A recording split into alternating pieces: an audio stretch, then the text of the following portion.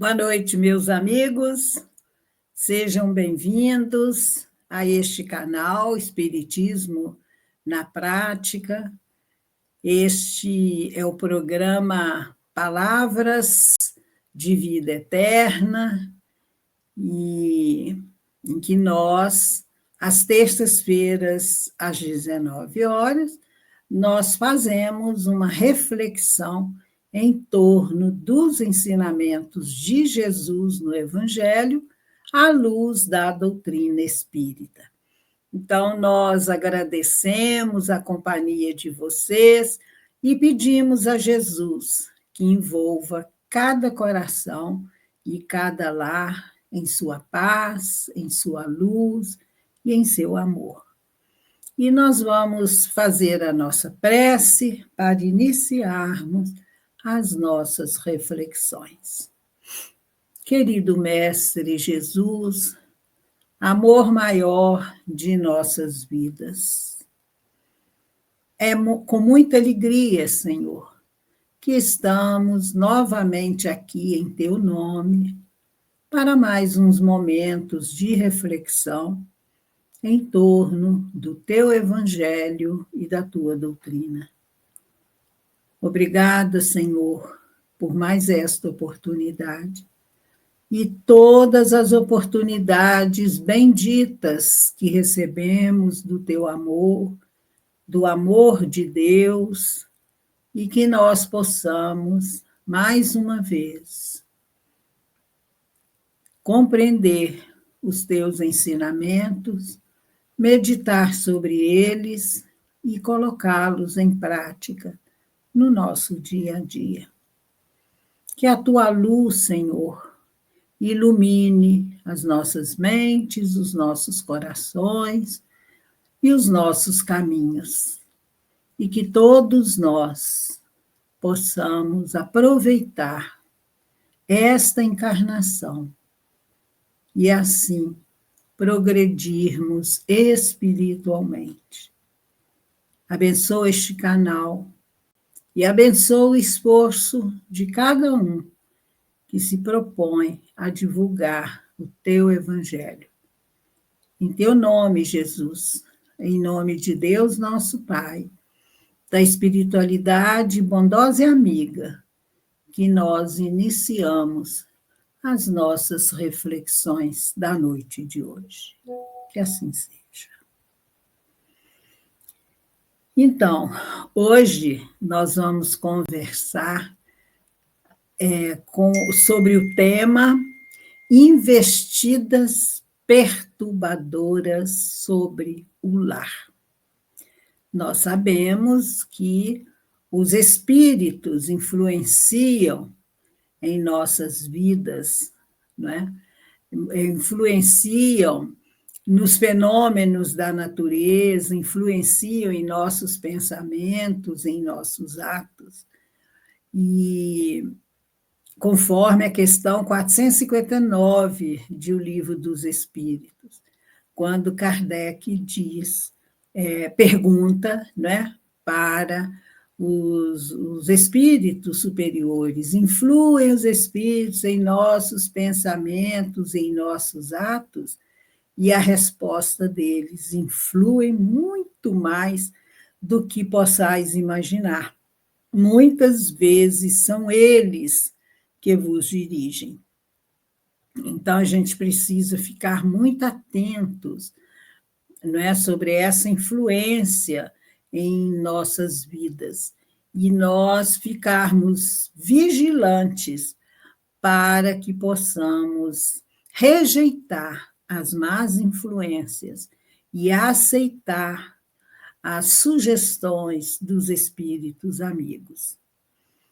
E tem uma historinha que eu gosto muito, que é o seguinte, uma historinha singela, que ela diz assim, que havia um pintor que queria pintar um quadro, mas ele não queria pintar qualquer quadro, ele queria pintar um quadro que fosse a sua obra-prima, a melhor pintura que representasse a coisa mais bela do mundo.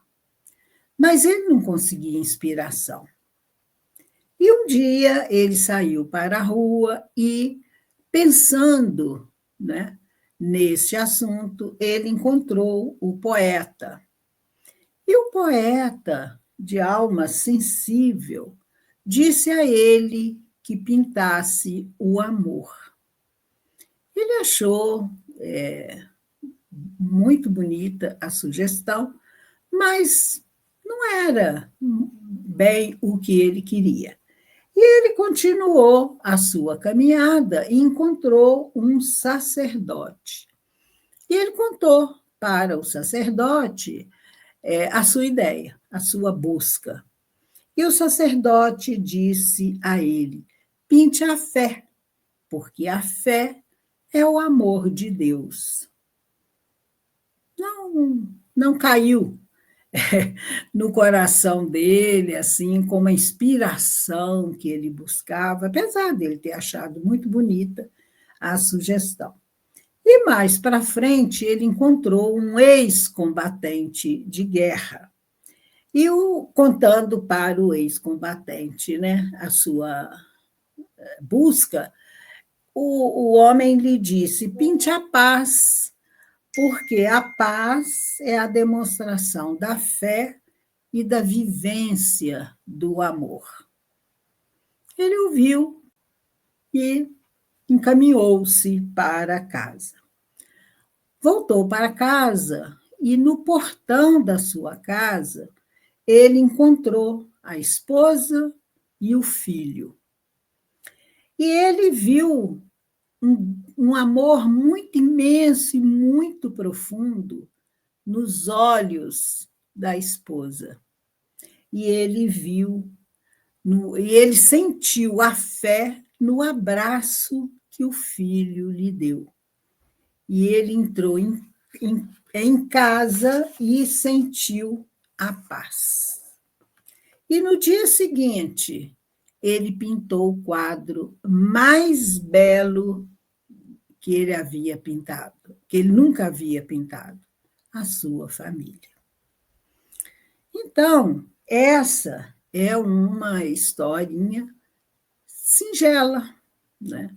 Mas que nos dá uma lição muito grande da importância e da grandiosidade da família. Porque nós sabemos que a família é a célula máter mais importante da sociedade. É a família, é na família que nós aprendemos tudo. Aprendemos a amar, aprendemos a compreensão, aprendemos o perdão, aprendemos a humildade, não é?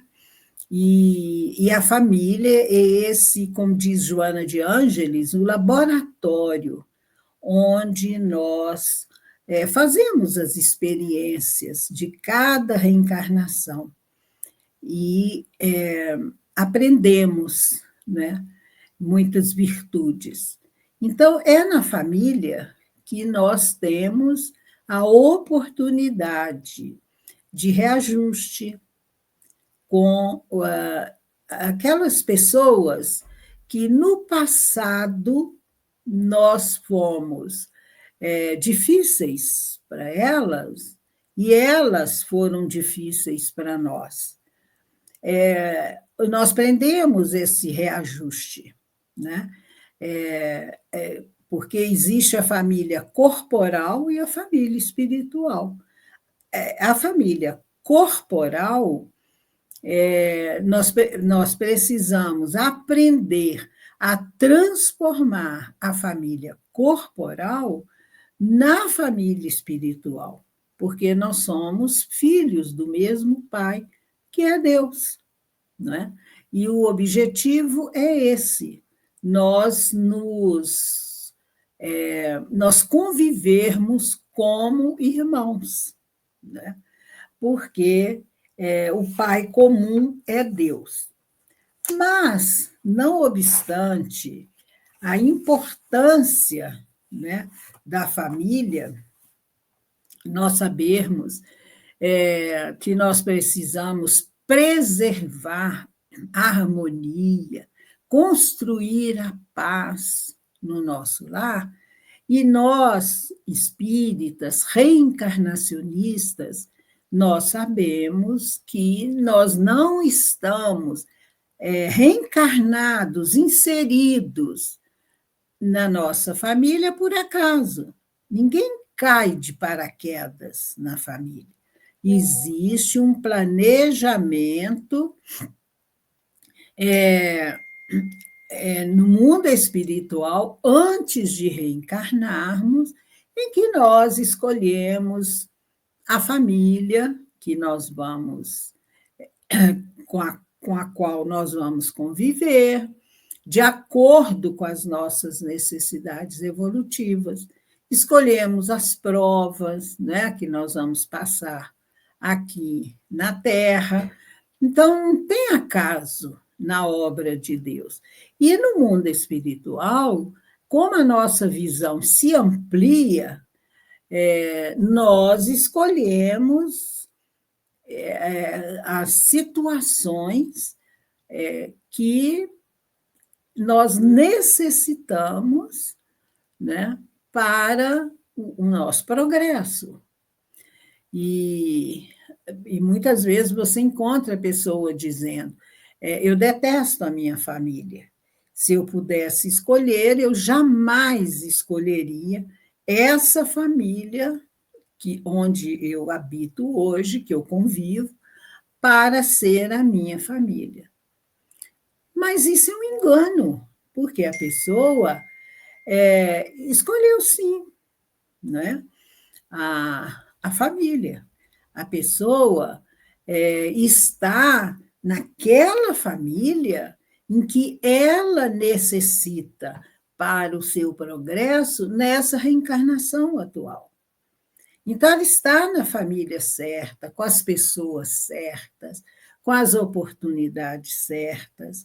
Então, cabe a cada um de nós convivermos com essas pessoas da melhor forma possível, né? Procurando fazer com que a nossa família sejam pessoas que possam viver em paz, porque família feliz, plenamente, perfeita, não existe. A família muito feliz é a família da propaganda da Doriana, né? Não tem a família como aquela. Está todo mundo ali em volta da mesa comendo Doriana e se sentindo assim no céu. Não tem família. Todas as famílias têm problemas, têm desafios, têm dores, têm dificuldades. Todas. A Joana fala, não tem ninguém regime de exceção na face da Terra, não tem. Todos passamos por dificuldade. Mas a família mais unida, né, que convive melhor, é aquela família em que juntos, através do diálogo, que o diálogo é muito importante, eles tentam resolver os seus problemas, juntos, em paz, né? E a gente precisa ter muito cuidado, porque o ambiente doméstico é aquele ambiente no qual se reúnem as pessoas com os mais variados pendores, os gostos, né? As situações do dia a dia, né? Porque isso decorre em virtude das suas vivências de encarnações passadas. Então, nós não poderemos aguardar um relacionamento uniforme, harmônico o tempo todo. Cada pessoa ali naquele lar traz uma bagagem moral. E nessa convivência diária, né, muitas vezes você encontra procedimentos estranhos, hábitos arraigados ali, nem sempre elevados, né? E as influenciações espirituais com que se vinculam essas pessoas. E os espíritos que nos observam, eles tudo fazem para desestruturar a harmonia familiar. Então, eles investem de uma forma agressiva, perturbadora sobre o lar e sobre as famílias. E muitas vezes, pela ausência do vigiai, do orai, né, como hábito diário ali na família, eles saem vitoriosos e eles desestruturam as pessoas e desestruturam os lares. Então, nós vemos marido, mulher, filhos, pais, irmãos, né, e outros afins que moram, que convivem ali naquele ambiente, que são portadores, cada um, de uma cota de paz ou de perturbação, ou de perturbações. E eles fazem, eles derramam, eles exteriorizam para o ambiente familiar esses fluidos, que são benfazejos ou que são maléficos, de conformidade com a sua vida psíquica. É aquilo que Jesus disse: a boca fala do que está cheio o coração. Então, conforme os sentimentos, os pensamentos, as intenções, né, que nós cultivamos no nosso íntimo, nós exteriorizamos esses sentimentos para o meio, para o ambiente em que nós estamos situados, influenciando benéfica ou maleficamente esse meio. Então, é comum nós encontrarmos nos ambientes familiares as crises de ira, crises de irritação que se transformam em cólera, muitas vezes, tristezas, aborrecimentos que derrapam para a depressão, os excessos de euforia descambando para os desentendimentos. Nós encontramos brincadeiras de mau gosto, brincadeiras assim irônicas que ferem as pessoas, né? Que desaguam, que promovem a ofensa, a mágoa. Há um falatório descaridoso que promove mal-estar no ambiente familiar, né? E muitas vezes são causas de arrependimentos e de agressões mais violentas. Então, cada um de nós precisa pensar no seu papel ali dentro da família. Porque, às vezes, você ouve as pessoas dizendo: mas a minha família é um problema, o meu irmão é insuportável, o meu pai é intolerável, e assim vai. E a gente precisa parar e pensar: será que o insuportável não sou eu? Será que eu me comporto com a minha família de uma forma equilibrada, serena? Ou será que sou eu que sou implicante, que sou eu que critico o outro o tempo todo, que sou impaciente, que sou irritadiço, não é? E que exijo do outro um comportamento ótimo que eu não tenho, né? E que o outro ainda não consegue. Então, nós precisamos fazer essas reflexões com calma, com serenidade, olhando para dentro de nós, nos conhecendo, para que a gente contribua para o equilíbrio do lar, né? Da nossa família. E cada um de nós precisa oferecer a sua contribuição de paz.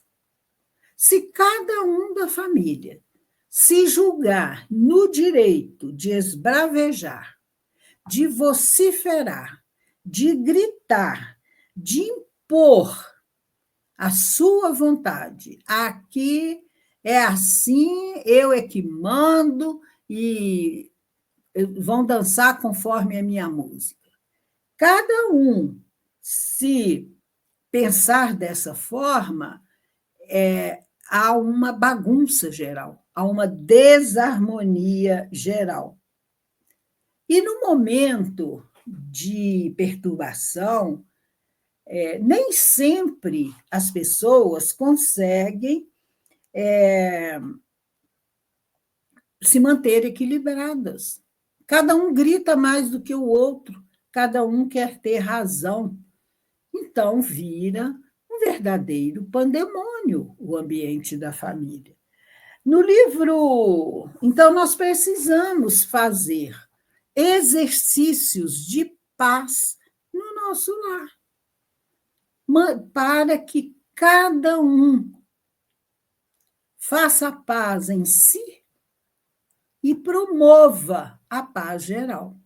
No livro Jesus no Lar, na psicografia de Chico Xavier, e esse livro, o autor espiritual Enéio Lúcio, e que é um livro excelente para Evangelho no Lar, porque são muitas histórias com a participação de Jesus, tanto que a lição número 1, a mensagem número 1, é Jesus instituindo um culto do Evangelho no lar na casa de Simão Pedro. Foi o primeiro culto do Evangelho no lar.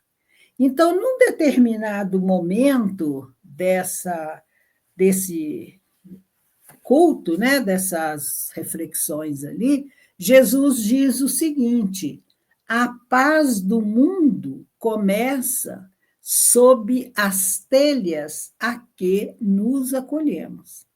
Se não aprendemos a viver em paz entre quatro paredes, como aguardar a harmonia das nações?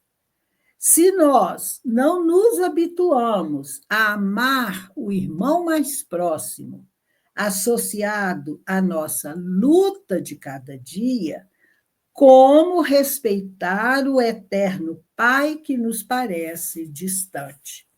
Então, Jesus mostra aqui de uma forma muito clara, não é? Como que são importantes esses exercícios de paz no lar. Então, olha, primeira coisa, a prece diária. Fazer preces uns pelos outros. Fazer prece quando acorda de manhã, antes das refeições, né? Você vai tomar o café da manhã, você fala: meu Deus, obrigado por esse alimento. Muito obrigado. e que ele nunca nos falte, nem falte na mesa dos nossos irmãos mais pobres. E assim, na hora do almoço, obrigado, Senhor, por esse alimento, não é? À noite, agradecer pelo dia, pedir proteção para a noite. Então, a prece é fundamental. As boas conversas, as boas leituras, os bons pensamentos, fazer o culto do evangelho no lar com a família. Ah, mas a minha família sou só eu que sou espírita. Faça só você. Ou convide a eles para fazer uma oração em família. Abra o Novo Testamento, o Evangelho de Jesus, leia trechos ali e comente. É muito importante. Ah, mas ninguém quer participar. Faça sozinha. Porque a energia, a presença dos espíritos bons ali, vai fazer com que aquelas pessoas que estão no lar sejam envoltas pelas vibrações de paz, de amor, de luz. Beneficia a todos.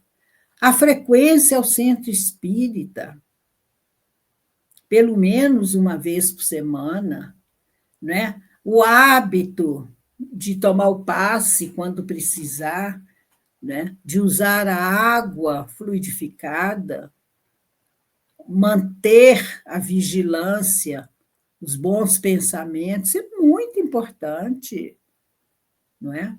E assim, a gente precisa ficar atento para que os espíritos perturbadores não encontrem como chegar até o nosso, dentro de nossa casa. Porque quando você ora, nem que seja uma pessoa, é formada uma barreira vibratória de luz ao redor da nossa casa. No livro Ação e Reação, no capítulo 8, leiam lá, porque eu não vou ter tempo de contar a história toda. Mas existe um relato nesse capítulo 8 de uma falange de espíritos chefiados por um espírito chamado Leonel, que está obsediando uma família. E é uma coisa muito triste, gente. Como que eles conseguem desestruturar essa família? Porque havia ali, como que esses espíritos chegam na nossa casa?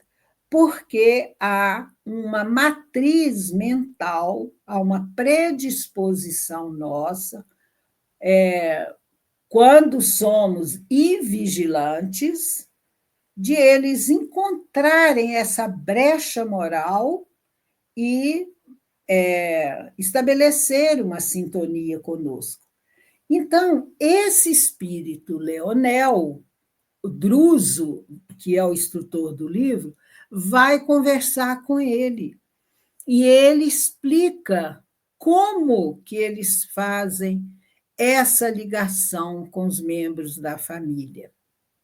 Porque esses espíritos, quando comunicam, por exemplo, nas nossas reuniões mediúnicas, você não tem que ficar falando com eles que a vida continua, que a morte não existe.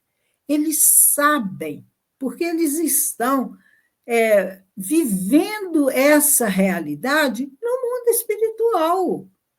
Então, você não tem que convencê-los que vocês estão vivos. Não, eles sabem disso.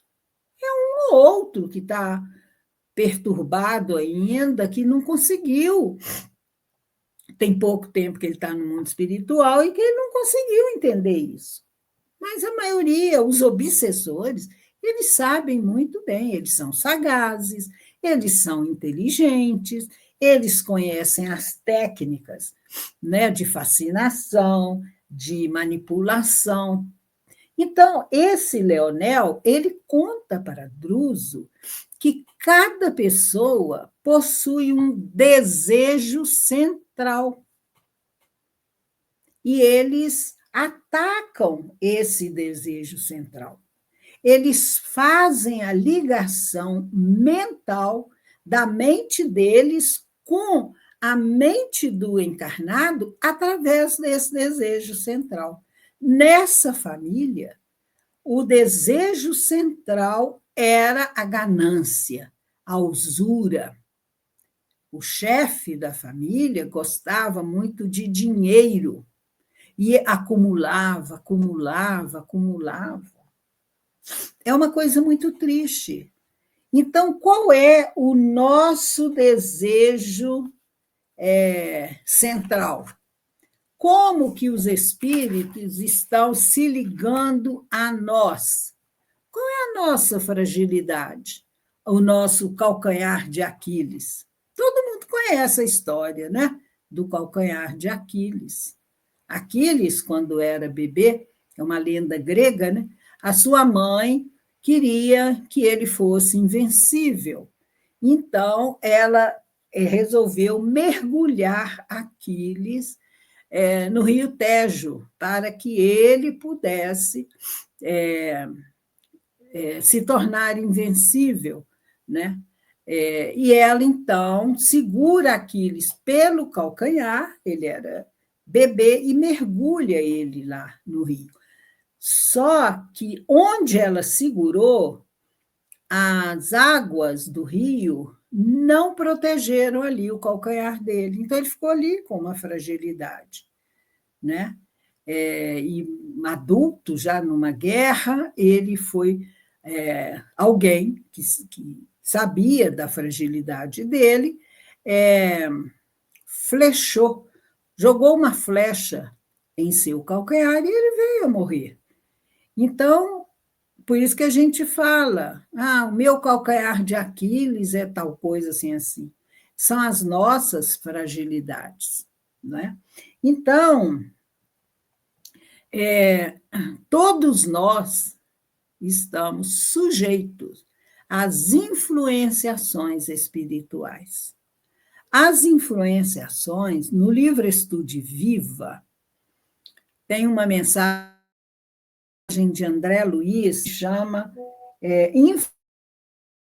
Influenciações Espirituais Sutis, que é a mensagem 35 do livro Estude Viva.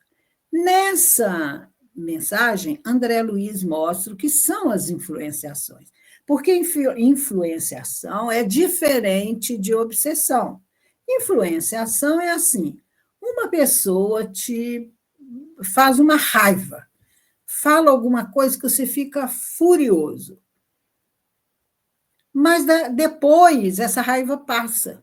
Você não agasalha, não cultiva essa raiva. Então, isso é uma influência. Mas se você cultivar essa raiva, ficar pensando em se vingar, em falar muitas coisas para aquela pessoa, isso pode se tornar uma obsessão, porque Kardec define a obsessão como a ação persistente, continuada, de uma mente sobre outra mente. Aí é obsessão. Então, são essas investidas perturbadoras, obsessivas sobre o lar, que persistem, que acontecem por causa da nossa invigilância. Então, essas investidas que perturbam podem ser influenciações que vão passar, ou, se a pessoa persistir naquele pensamento, naquela sintonia, se torna um processo mais grave que um processo obsessivo. Então, em todas as famílias, nós encontramos algum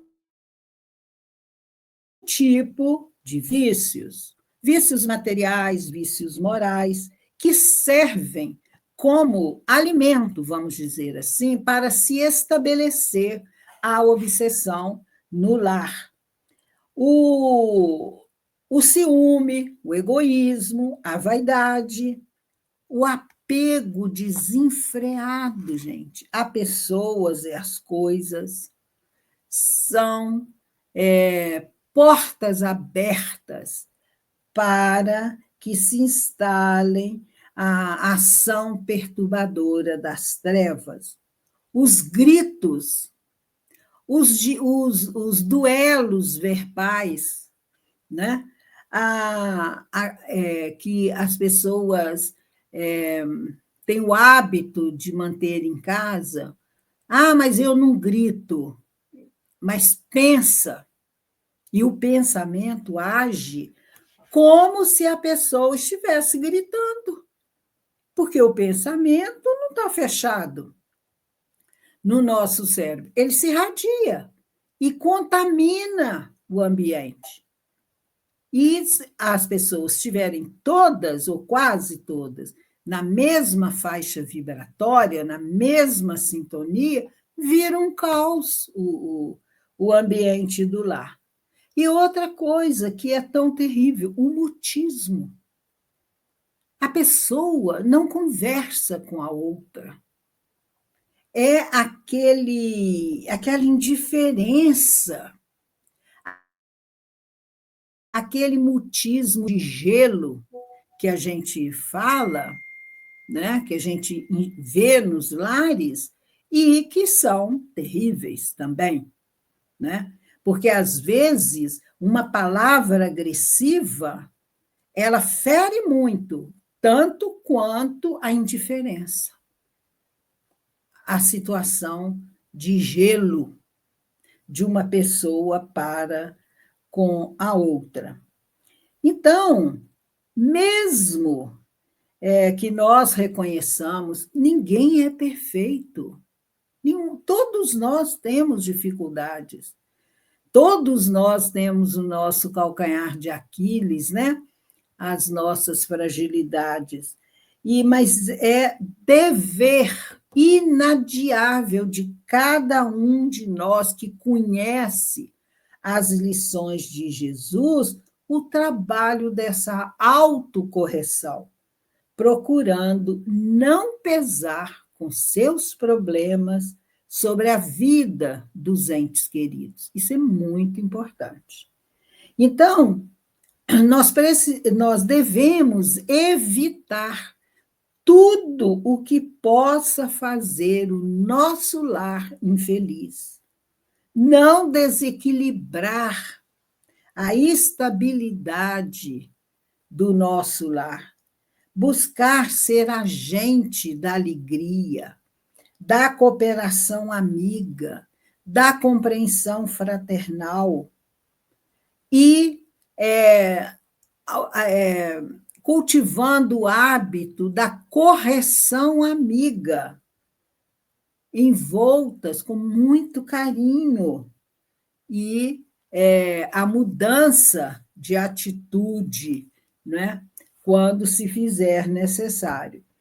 E quando algum familiar não apresentar atitudes que são condizentes com a boa educação, com equilíbrio, e você perceber que está acontecendo uma insinuação obsessiva, não se esquive, não deixe de cuidar dele com os valores fluidoterápicos, que há, os recursos espíritas que temos à nossa disposição.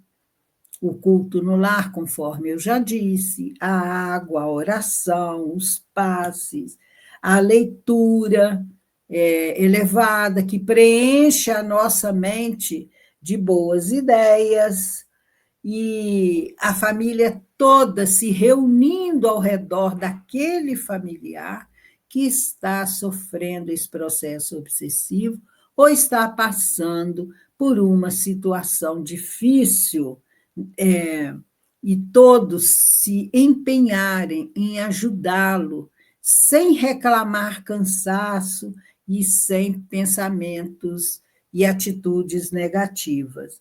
Então,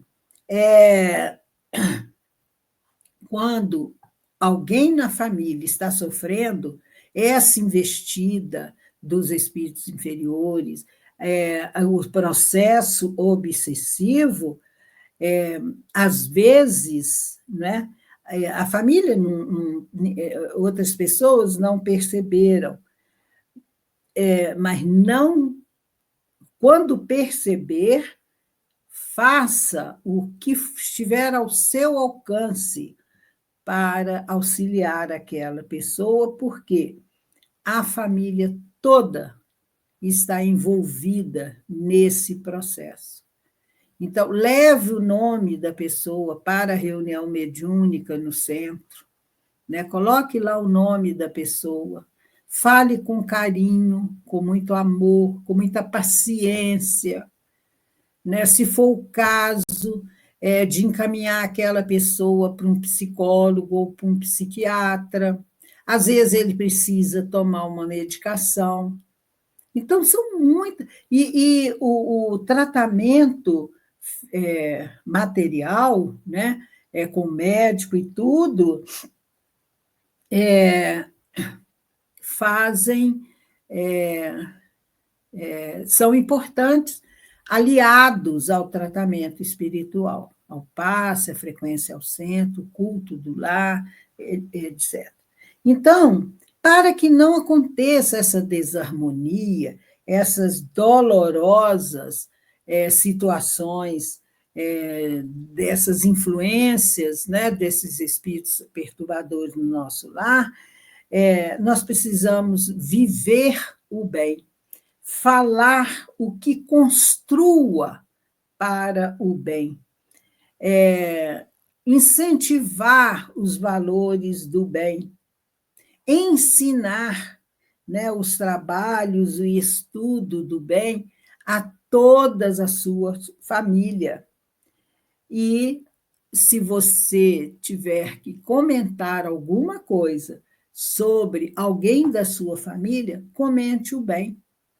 Busque as qualidades daquelas pessoas e esquece os defeitos, esquece as fragilidades daquela pessoa, enalteça o bem.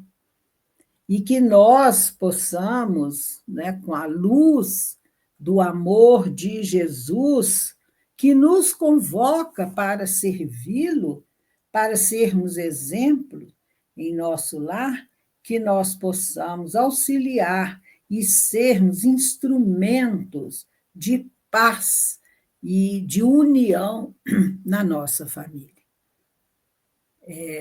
E a gente consegue muitos benefícios, né? Uma coisa muito boa também é botar uma música suave, deixar a música tocando no ambiente, ou colocar palestras espíritas. Coloca lá uma palestra que fala de Jesus, deixa aquilo ficar tocando, porque se os espíritos perturbadores estiverem ali, eles vão ouvir e vai beneficiá-los, tá bem? Então, isso são algumas reflexões, algumas sugestões para que nós possamos manter a serenidade, a paz no nosso lar. E se, porventura, aparecer ali algum espírito que queira perturbar, que ele preste atenção, observe o nosso comportamento e se modifique para melhor, que isso é o ideal, não é? Então, que nós possamos preservar a paz, a harmonia, a união na nossa família, cada um fazendo a sua parte. Então, a gente pede a Jesus que abençoe todos os lares, né?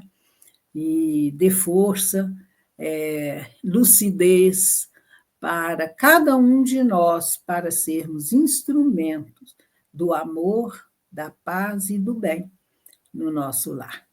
Então, era isso, as nossas reflexões. Nós vamos encerrar agradecendo a Deus, nosso Pai, por todas por todo o amor que ele nos dedica. Agradecendo a Jesus, a Maria Santíssima, aos bondosos amigos espirituais, por tantas bênçãos, por termos tanto a agradecer e tão pouco a pedir. Que o exemplo, o modelo de família na nossa vida seja a Sagrada Família, José, Maria e seu filho Jesus. Que nós possamos, Senhor, amparados por Ti, sermos fiéis instrumentos da Tua paz em toda a nossa caminhada, em todos os momentos da nossa vida. Muito obrigado, Senhor, e é em Teu nome que nós encerramos as nossas reflexões desta noite. Que assim seja, graças a Deus. Então, meus amigos, muito obrigado e até o nosso próximo encontro. Uma boa noite para todos.